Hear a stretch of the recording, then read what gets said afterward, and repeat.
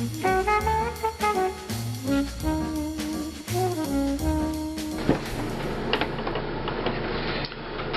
folks, this should be my last video for the day. Thanks for checking out whatever you have checked out so far. I've gotten a few requests, and one particularly recently, to get a better feel for what the Gransfors Bruks Mini looks like in comparison to the Gransfors Bruks Wildlife.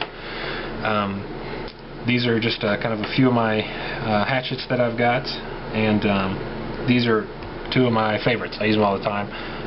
Like many of my addictions, I can thank Hollow Dweller for kind of introducing me to especially the Mini, but also the Wildlife, which certainly sparked me to get my own.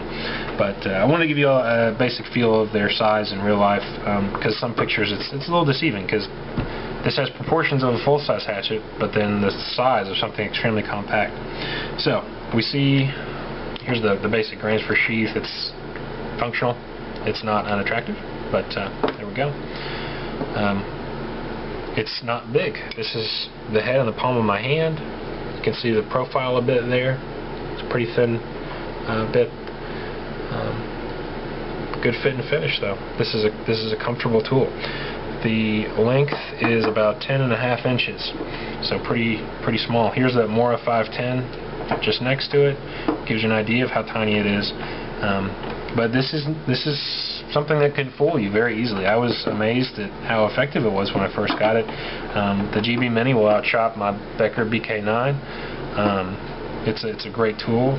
It'll it's not going to help you cut down a tree next to your site, but no one really does that. This is what's going to help you gather some kindling. This is what's going to help you split some 5-6 inch wood maybe with the help of a baton. Into something smaller, and this can do some cross chopping to section out some, maybe 8-inch thick firewood or something like that. So it's a real handy tool. It's very light, perfect for day hikes or overnights in familiar areas, stuff like that. It's a good tool. So next to it is the Gransfors Wildlife hatchet. It's also winter. This one's about 14 inches. 14 inches overall. You can see the difference in size in both the thickness of the haft and in the size of the head. Here they are overlaid. Gives you a better idea. But same proportions. And this one certainly has a bit more heft to it, a bit more length, but this is one of the choppingest tools I own. It chops beyond its class, just like this does, beyond its size. If I were to confess, I would say that this is what comes with me most often in the woods.